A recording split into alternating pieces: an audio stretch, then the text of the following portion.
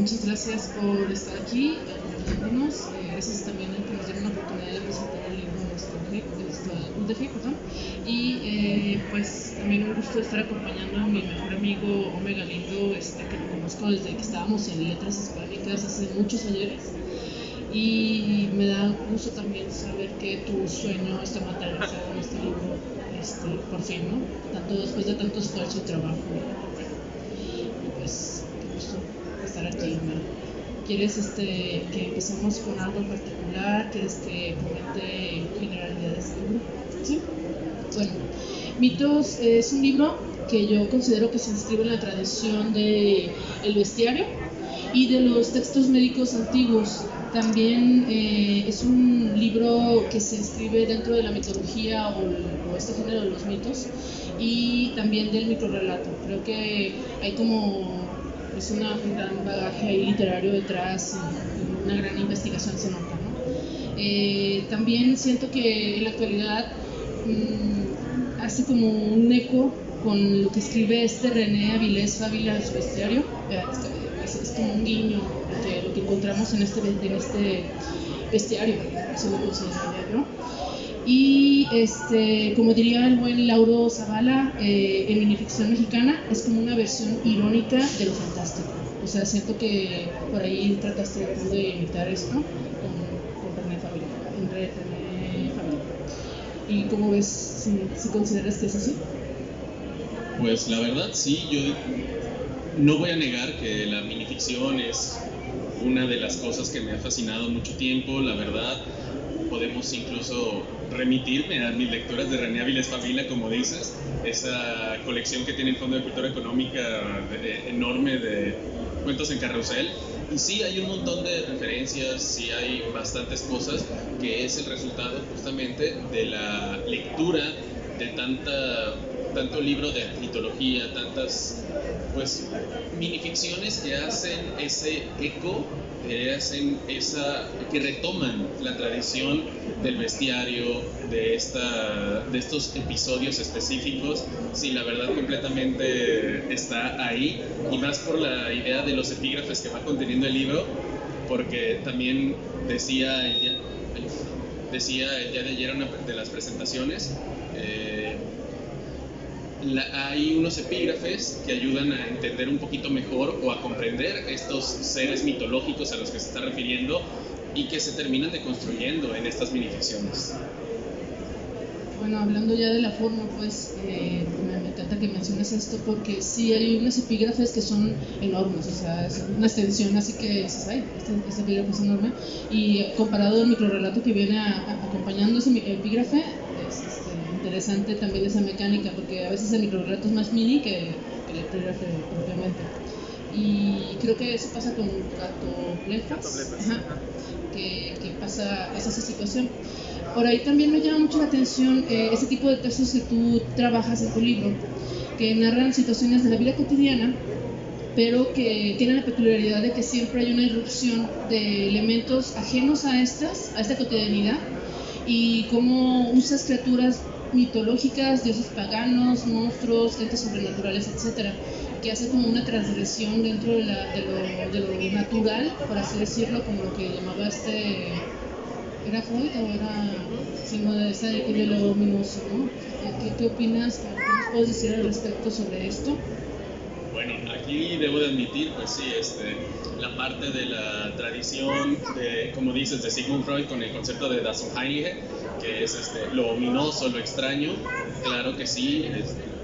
Yo me he dedicado durante mucho tiempo a estudiar lo fantástico, el relato de lo insólito, ese tipo de tradiciones donde hay una irrupción. Y sí, claro que sí, digo, haber estudiado tanto tiempo eso y estar hablando a todo momento en la tesis, en esto, en lo otro, pues uno termina sacando sus traumas de algún modo u otro aquí en su propia literatura.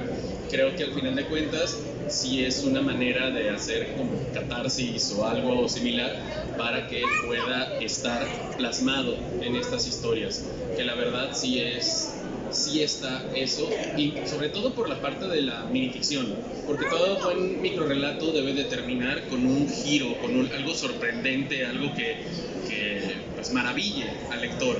Y claro, si no se logra desde la parte de la cotidianidad, tiene que lograrse desde lo fantástico, desde lo inverosímil, desde todas estas áreas posibles, que es pues el relato fantástico o la minificción fantástica en algunos de los casos. Oye, y me gustaría hablar un poquito también de la forma que tienen tus textos, porque me parece muy interesante cómo lo trabajaste, porque nosotros sabemos que la literatura se ve desde el fondo y la forma siempre, es como algo que tenemos ahí de cajón, ¿no? Nosotros que somos escritores y lectores.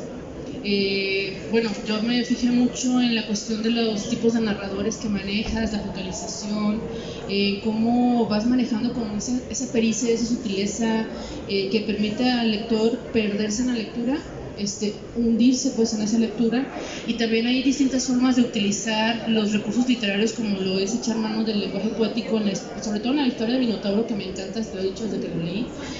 Me encantó cómo manejas el lenguaje ahí con una pericia interesantísima.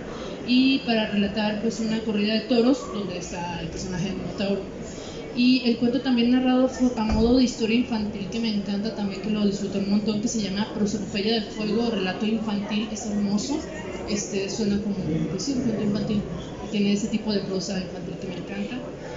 Y pues hay el uso de paratextos, ya lo habían mencionado, unos epígrafes extensos. Casi la mayoría de tus cuentos o microficciones tienen ese tipo de elementos, epígrafes, pero también hay que mencionar que tienes viñetas, uso de viñetas en algunos cuentos y notas al pie. Los ejemplos de esto los encontramos en Traslados, las estrellitas para dar las apps de comida rápida, las viñetas que vienen sobre incubos y sucubos, el apartado de manuscritos que está lleno de viñetas, y el laicos, antropos, así se conoce, laicos, el epígrafe en kanjis japoneses que me encanta, y así como el recurso de la nota al pie en los cuentos de Ferran y los que son, la verdad, wow, mis respetos, me gusta mucho cómo manejas eso. Y otra cosa que quiero añadir para poder entrar con esto de, si quieres leer, es el uso de referentes, ya lo habíamos dicho, literarios, de varios parajes. También el uso del alemán, francés, inglés y japonés en algunas frases, en algunos epígrafes, que wow, se nota ahí también un uso de la lengua bastante arduo. Bueno, aquí debo de confesar la parte de cómo escribo a veces las minificciones, que la verdad de pronto que estás así en algún momento y se te ocurre una muy buena idea, pero en algún momento ya estás viendo, planchando, haciendo algo y se te va completamente porque no lo escribiste. Es horrible ser escritor y que se te vayan las ideas. Pero sí es cierto que en algunos momentos, cuando yo estaba pensando, era de, perfecto, esta minificción puede salir de esto, o este relato corto, porque también no todos son minificciones. Hay la regla de oro, que es menos de una página, que es como el nombre que le pusieron a la antología de Juan Carlos Gallegos, que recaba a varios minificcionistas de aquí en Guadalajara, de México. Pues aquí no está llevada al 100%, pero lo que sí es que uno está escribiendo, se le están ocurriendo las ideas y de pronto viene y dices, este está perfecto sobre una minificción de una criatura mitológica, de algo tirándole a noir, de novela policíaca, algo extraño. Esas cosas de pronto están ahí perdidas y por eso mismo, de pronto yo decía, esto ya va para este libro, esto va para este. Uno, sobre todo en géneros tan breves, tiene que estar sacando de donde pueda las ideas. Y Mitos es la recolección de varias, ¿cómo llamarlo? De varios momentos. Esto no se hizo de una sentada, se hizo más o menos que serán como 3-4 años de estar escribiendo y dirigir esas minificciones hacia tal lugar. Por eso también se nota alguna variedad, algunos cambios en la voz, en esto, recursos, porque de pronto decía, estaría genial lo que dices, tener cuentos, minificciones concatenadas. de que estén así 1, 2, 3 y decía, perfecto, este funciona y se va a mitos. Tuve que sacar también varios textos, tanto para la primera versión que envié a la editorial, como ya la editorial misma que me dijo, quita estas 3, quita estas 4, que sí de pronto, no sé, ahorita tal vez haya otros mitos en algún momento en otra antología, pero sí por eso hay tantos como cambios, porque no es el Omega Lindo solamente, digamos, de 2021, es el que tiene desde 2012 y así escribiendo, mandando poco a poco minificciones a esos documentos. Y yo creo que si alguien de aquí escribe o tiene el gusto por la literatura, ya sea de poesía o de cuento, es decir, estos que se antologan, terminas haciendo eso.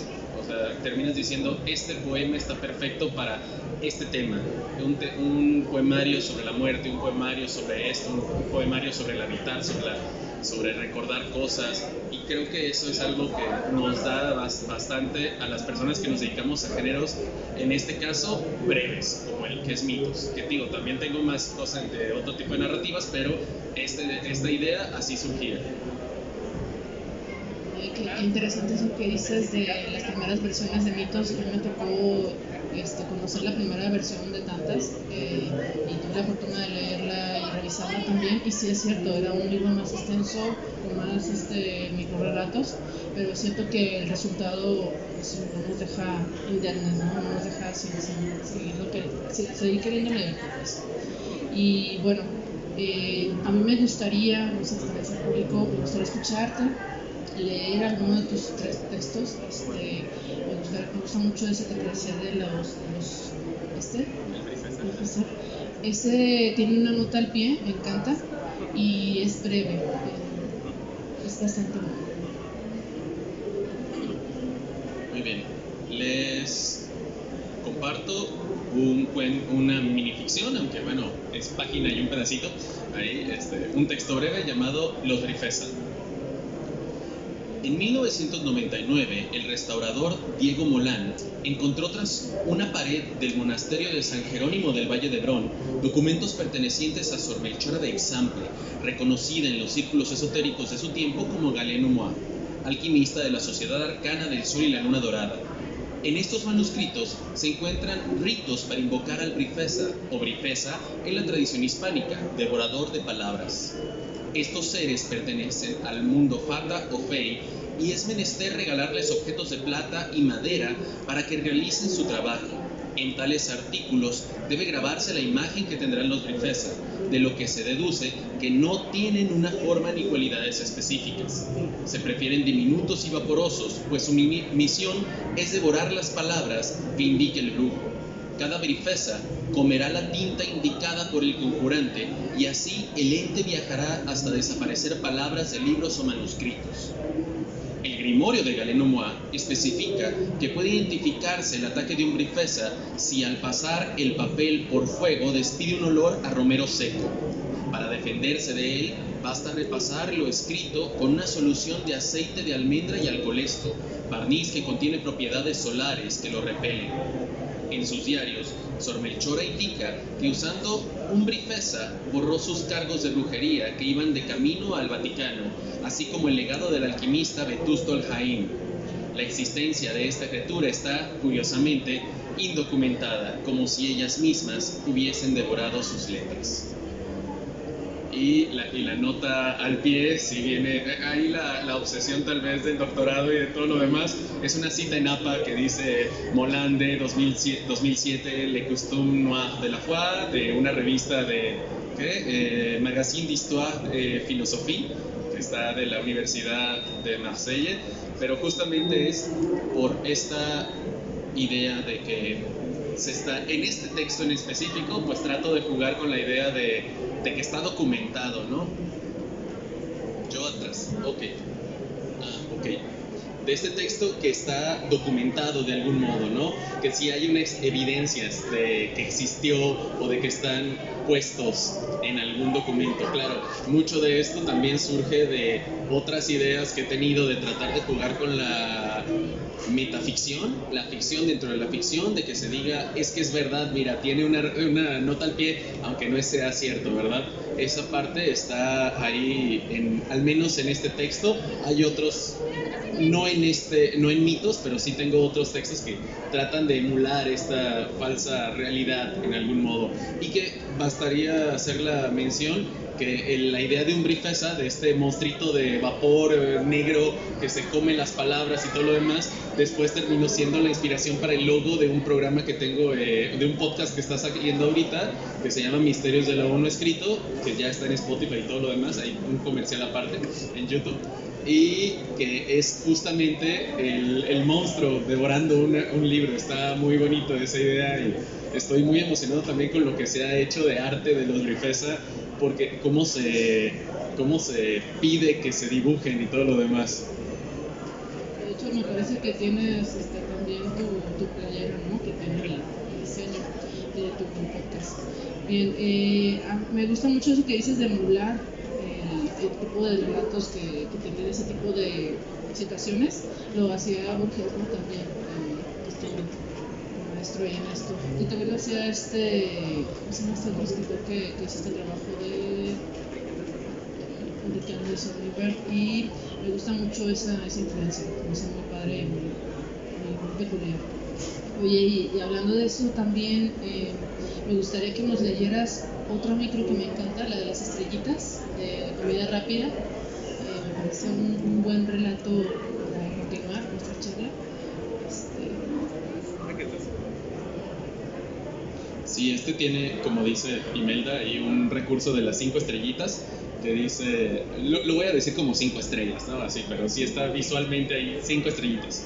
Se llama Traslados. A nombre de Uber, Didi, Bit, Cabify y otras tantas aplicaciones, Hermes viaja de un lado a otro llevando paquetes, comida y paseantes. 5 estrellas. Excelente servicio, comentan en reseñas. Las compañías no tienen de otra que seguir dándole bonos por eficiencia y viajes completados. Aquí, bueno, la idea es ir jugando con los dioses, con las mitologías. Los Brifesa es creación mía ahí, eso sí. Hay otro del Feuerrauchen que me lo robé del alemán, porque en un momento me puse a leer bastante de folclore alemán. Así que dije, ya vi cómo funciona, cómo hacen los nombres de las criaturas. Ya me puse a buscar Feuer, que es fuego, Augen, que significa ojos. Y dije, bien, Feuerrauchen, ojos de fuego. Así, Brifesa, el que se come las palabras. Ya dije, ahí fui creando al menos esos, pero los demás sí hay bastantes reconocidos, ¿no? De las tradiciones y de las mitologías. Ahorita que dices eso de los nombres de las criaturas y los monstruos, todos estos títulos hacen referencia, como decíamos al principio de esta charla, a monstruos, a criaturas, a seres, dioses profanos, etc. Y sí me llama mucho la atención que muchos de esos nombres son en alemán, otros son en inglés, etcétera, etcétera. Y también me hiciste pensar mucho en la referencia o alusión a personajes de otros textos que yo te he leído. Es como si este libro hiciera mención a otros que vamos a ver después en tu propia obra. Y también, por ejemplo, el de Sonrichora yo ya lo había leído. Entonces, en otro lado dije, mira, este personaje está aquí y también está aquí. Y me llama la atención, no sé si sea un personaje, un seudónimo, cómo lo estás manejando. Bueno, ya que ya tenemos a la autora que aprovechar para que esté en vida, pues.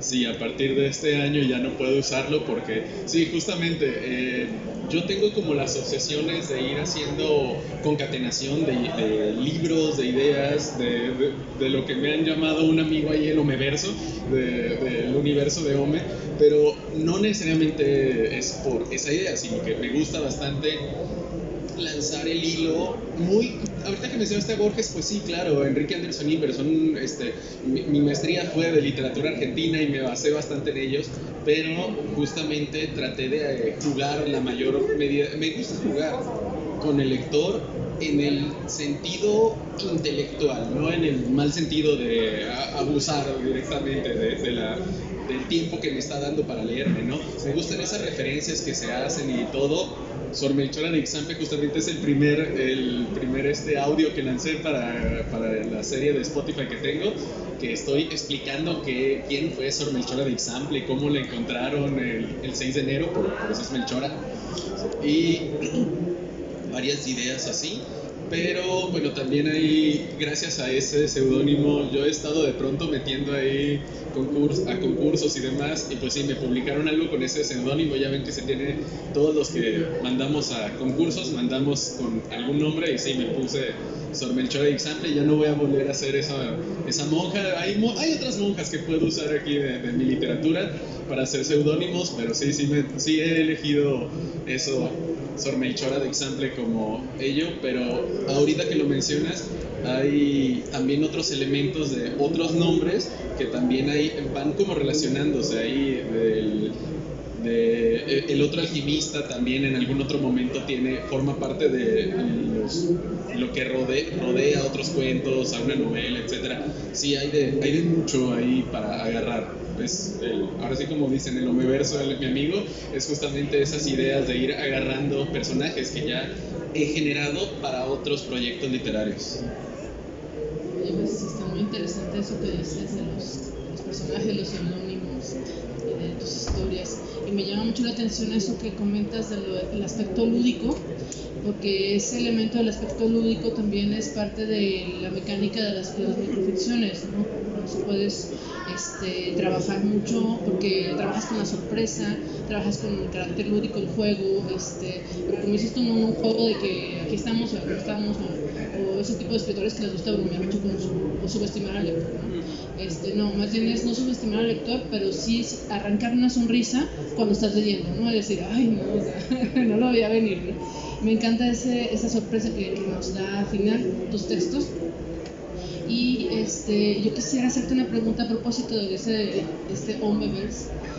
¿Qué otros proyectos tienes en cuenta a futuro o presentes en el momento? ¿Qué piensas hacer? ¿Vas a seguir en el microrrelato? ¿Te vas a ir para la narrativa breve pero ya cuentos ya más extensos? ¿O narrativa como tipo novela o poesía? Yo siempre digo que no, que respeto bastante la poesía. Aquí que tenemos una genial poeta, Angélica, ella, sí, la respeto muchísimo. La poesía es demasiado, pues sí, a veces es más complicado, más porque necesitas hacer que la emoción esté ahí, más que con el juego de la narrativa.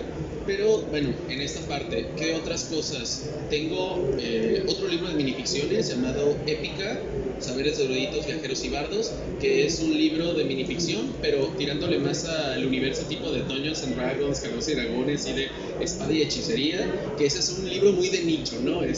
Pues así a lo mejor no a todo mundo le llama la atención los juegos de rol, así que ni modo, son minificciones de esa área. Pero tengo también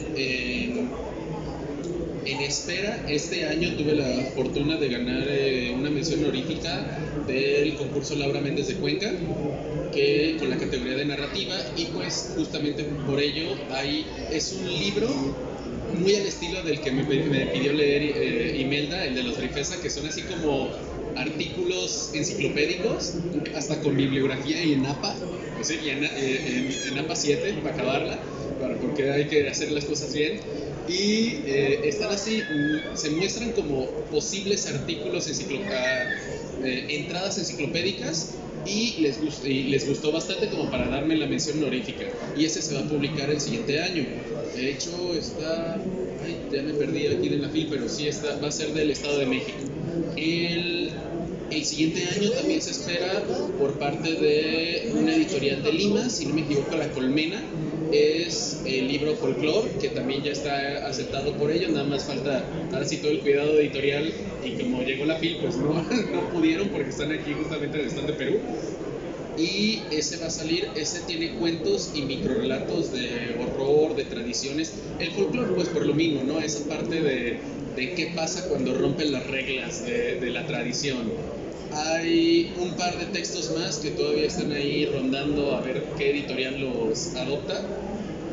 Tengo una novela inédita, tengo otros 2 libros de cuentos, que ahí vamos, la producción está, ahí va dando, y porque pues uno, es lo malo de ser escritor, y si alguien más de los que va pasando, de los que están aquí, se dedica a escribir, sabe que la cabeza nunca deja de moverse, siempre está haciendo algo.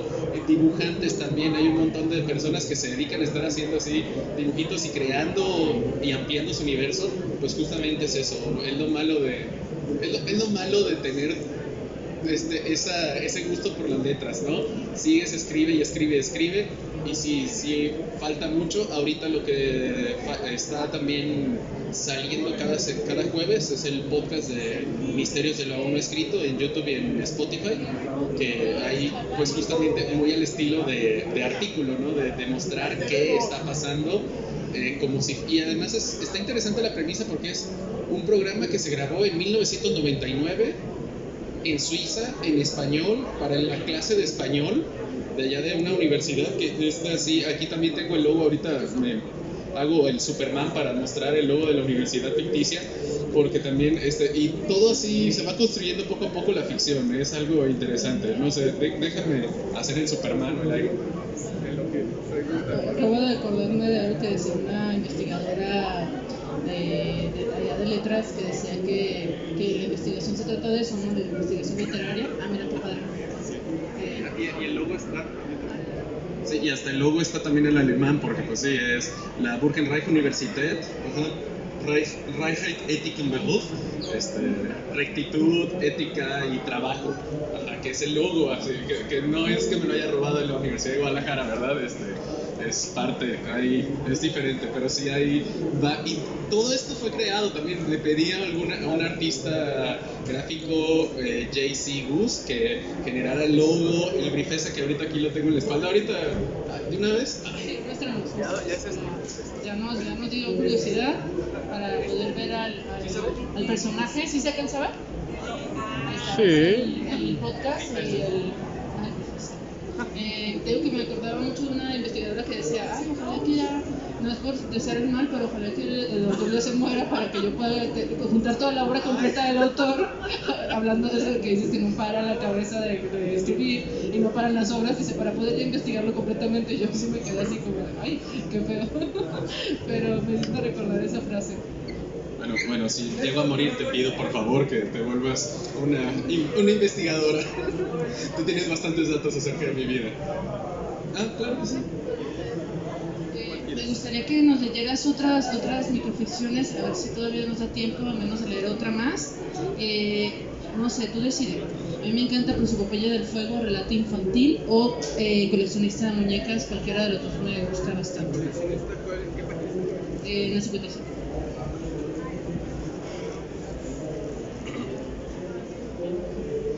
Sí, el del coleccionista de muñecas tiene ahí un pequeño epígrafe en japonés que dice 5 personas con el tambor y la flauta, hoy hay que divertirnos. Es el Hinamatsuri, el festival de las muñecas, es el día del niño y día de la niña en Japón, hay un día de la niña, y feliz día de la niña. El coleccionista de muñecas. Renkeando, el máximo exponente de la literatura Asia-Pacífico, dejó el podio para llegar a la mesa desde donde daría su conferencia. Los aplausos no se hicieron esperar. Una hora más tarde, después de haber presentado al grandioso poeta japonés Haruno Yayoi, todo mundo estaba maravillado de lo hermoso que sonaba tanto conocimiento en alguien. El doctor en humanidades se sentía realizado. No solo tenía una constancia más en sus saberes, sino que ahora vendría su parte preferida, jóvenes en busca de su conocimiento, al final del pasillo. En su movimiento atípico, las llaves sonaron en sus bolsillos, salió cojeando y fue asaltado por una veintena de estudiantes que buscaban bibliografía del hasta hoy desconocido poeta y que él les había hecho favor de presentarles en su conferencia. Remitió información y les entregó un par de ejemplares de su nuevo libro donde hacía recapitulación de este nuevo escritor de la antigüedad. Le dedicó una golosa mirada a varias muchachitas que, indignadas, se alejaron de allí. dejando solo a las ignorantes e intrépidas. Así les pasó su correo electrónico para que coincidieran con él otro día y les entregara una copia a los que faltaban. Una vez dentro de su cuarto recibió la notificación en su computadora. Alguien había mandado el correo a tiempo. Él, gustoso, le dio la dirección del hotel y le dijo que viniera a recoger los libros para sus compañeros. Debía dejar la ciudad en varias horas según su plan. Fue pronta la llegada de la joven. Apenas saludó alegremente al doctor y vio los 3 ejemplares en la mesa de noche. Sin embargo, no se percató de la hórrida metamorfosis que experimentó el profesor. El monstruo marionetista convirtió a la estudiante en un juguete cualquiera. Salieron tentáculos de ese cuerpo desvencijado y tomó la forma de alguien deforme, pálido, lívido, repulsivo, mórbido y despreciable. Se acercó a la inocente y la transmutó en algo de valor y tamaño diminuto. La hizo menos y la metió entre sus bolsillos. Rió para sus adentros. Siempre había alguna muñeca que pudiera coleccionar. Salió de su habitación con el tintineo de las llaves chocando con las tantas alumnas reducidas en sus bolsillos y que le permitían seguir alimentando su orgullo de investigador. Sí, bueno, tiene pues ahí su crítica social, ¿no? Ahí muy evidente para ciertas cosas, y es lo que también tiene varios de los textos de mitos, que son así como denuncias de algún modo de lo que sé que ocurre en ocasiones y en ciertos momentos, no solamente, ahora sí que esta idea del experto que siempre está mirando ahí a alguna muchachita o algo, sino que también hay denuncias de otras cuestiones, ¿no? De todo esto que estamos hablando aquí, me surgió la duda de qué monstruos o qué personajes son creación tuya, que no hagan referencia a dioses paganos ya conocidos o a ciertas criaturas que ya conocemos también. Bueno, en este caso los Grifesa, que son estos seres que se alimentan de las palabras y que se comen las letras y dejan los manuscritos sin nada, esos son unos. El Feuerrauchen, este monstruo que está hecho como de carbón con ojos en fuego, de ahí viene su nombre, y que también es de la creación, de creación propia.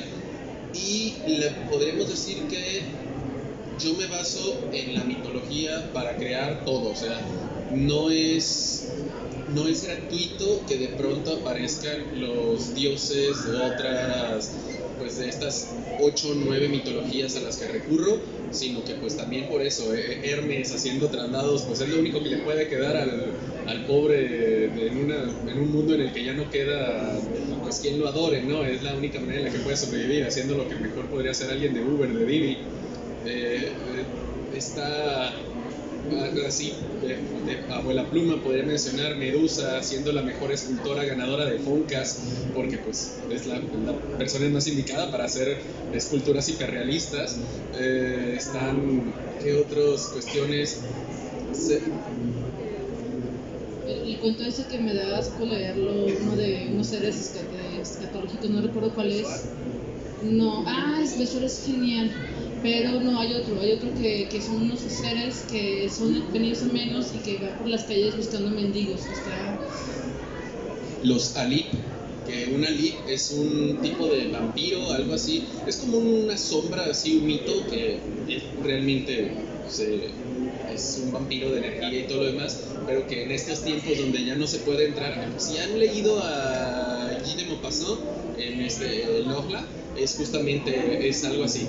Y la idea de los Alip, que se alimentan de la vida de las otras personas, pues ya no quedan gente en sus casas victorianas que les puedan hacer todo esto, así que como dice Imelda, da asco porque está paseando entre los callejones donde hay mendigos, donde hay todo, y pues tiene que quitarle la poca vida a las pobres personas.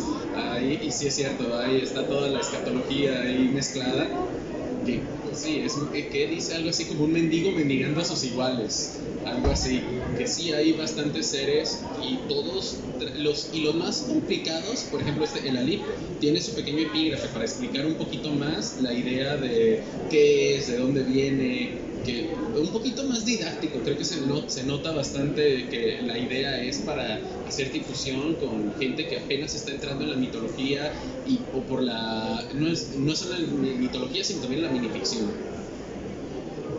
¿Y has pensado pedir o buscar ya en futuras ediciones que te hagan ilustraciones de tus personajes y que los podamos ver ya en formato así ya impreso como de imágenes, sea más visual tu obra?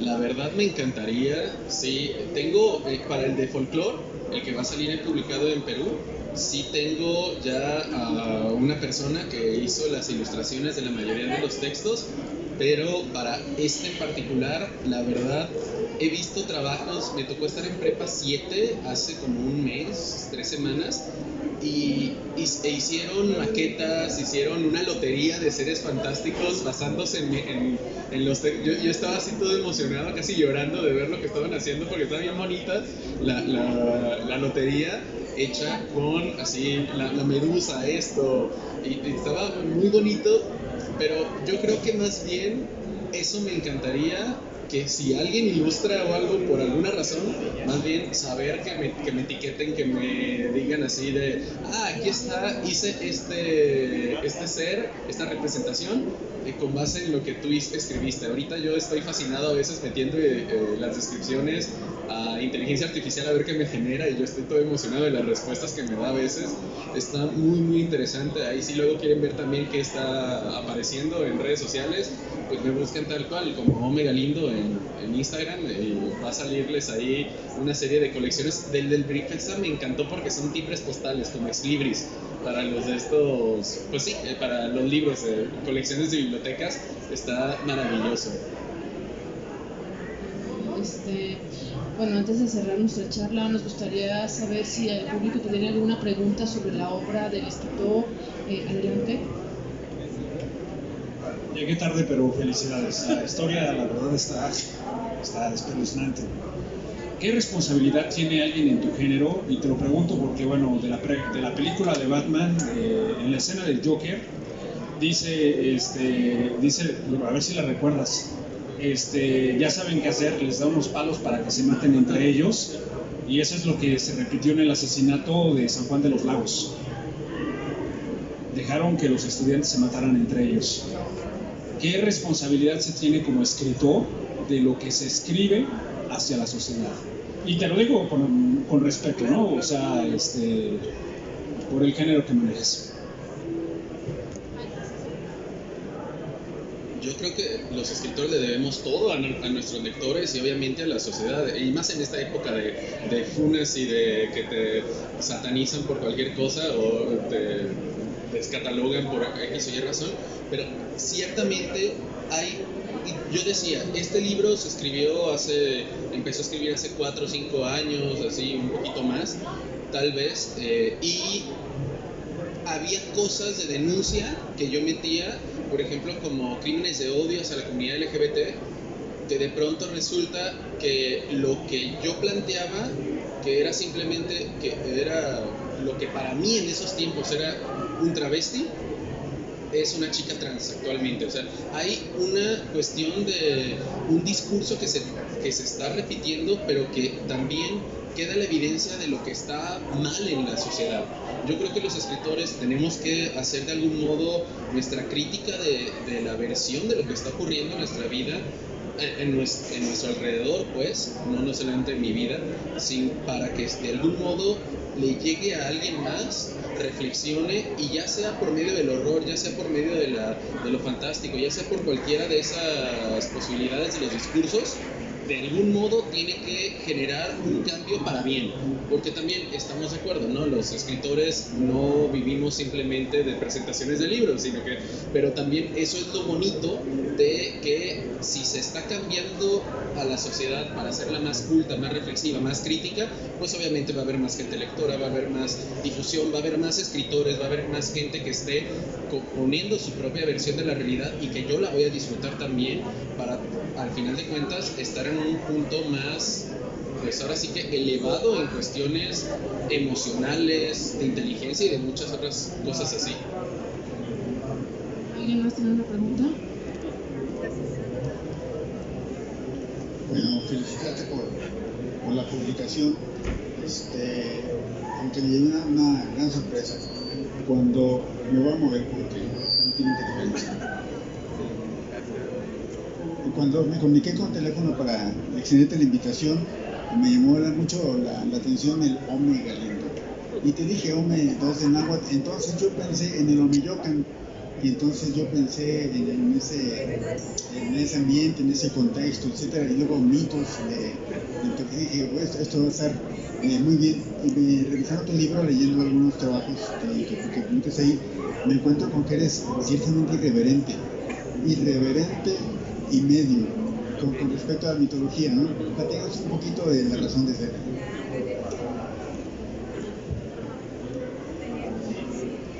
La verdad, sí, no voy a negar la cruz de mi parroquia, voy a decirlo así, hablando de parroquias y de reverencia, justamente, pero sí